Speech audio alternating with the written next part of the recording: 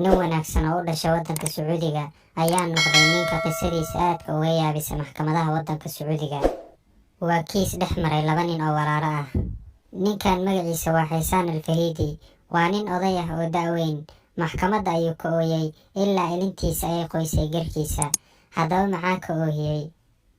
Waxaa ka oohiyey guuldaro cajiib ah. Walaalkiis Khayr ayaa kaga guuleystay xanaanaynta hooyadood oo waayeel ah, taasoo xoolo dhan ka lahayd faraanti maar ah. Sababta keentay inay u tartamaan daryeelidda hooyadood ma ahayn inay doonayeen lacag, waxay ahayd baarinimo ay u falayaan.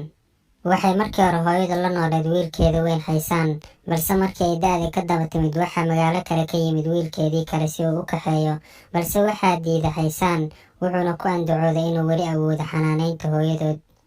Isla qabsi dhex maray labada walaal waxay arrintooda gaartay maxkamad si ay u gardhigtaan, laakiin isku day walba qaadigu wuu awoodi waayay inuu xalliyo. Mid walbana waxa uu muujinayay inuu kan kale kaga xaq leeyahay xanaanaynta hooyadood. Ugu dambeyn wuxuu ka codsaday inay hooyadood u keenaan, balse uu ogaado midka ay jeceshahay inay la noolaato. Waa ay keeneen iyagoo garbaha ka sida. Qaadiga ayaa weydiiyey, wiilashaada keebaad jeceshahay? Si aqliyeysan waxay hooyadii ugu jawaabtay, kan waa ishayda, iyadoo gacanta ku taagta Xaysaan.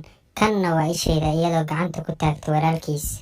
Kadib qaadigu way ku adkaatay inuu xalliyo arrintan maadaama hooyadu jeceshahay labadoodaba. Kadib wuxuu xukumay in hooyadu la noolaato wiilka yar maadaama uu ka tabaroon yahay walaalkiis weyn. Arrintaas ayaana ka oohisay Xaysaan. Maxaa ka qaalisan ilinta Xaysaan, taasoo dhulka ugu qubatay maadaama uu waayay daryeelidii hooyadii kadib markuu noqday duq waayeel ah.